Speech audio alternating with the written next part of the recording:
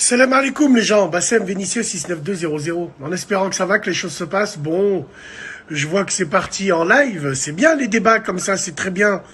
Vous jouez le jeu, c'est bien. Il y a beaucoup de gens qui n'osent pas en parler, mais le fait qu'ils vous lisent, ça leur fait du bien. Wallah, merci. Force et honneur à la TH. Bon, juste pour clore le débat, ça me fait penser aussi une histoire que j'ai dû déjà raconter, mais il faut que je vous la raconte aussi. C'est l'extrême inverse. L'extrême inverse. Un jour, Qassam Bilal Adim, il y a un frère, il me dit, Bassem, je comprends pas. Pendant un an, j'ai fréquenté ma femme, on s'est marié, masha'Allah, une femme en or. Je ne regrette pas une seconde. Il me dit, mais le problème, Bassem, c'est que, je te le dis à toi, parce qu'on est entre nous, on est entre hommes, avec toi, on peut dire des choses sans que tu nous affiches. Il me dit, pendant un an de relation avec elle, Haqq même quand je lui touchais la main, elle était toute rouge. Elle était toute rouge, elle était toute timide, miskina. Trop timide, truc de fou.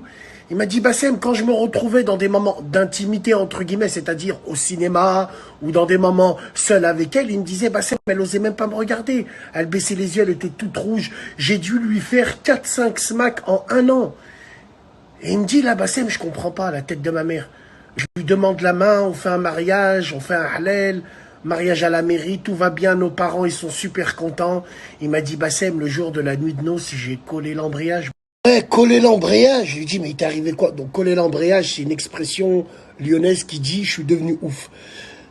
Mais je lui dis, qu'est-ce qui s'est passé? Il me dit, Bassem, c'est pas la même femme, je comprends pas. On était dans la chambre, nuit de noces, dans les draps tout propres, avec les couvertures du marché, avec des perles dessus.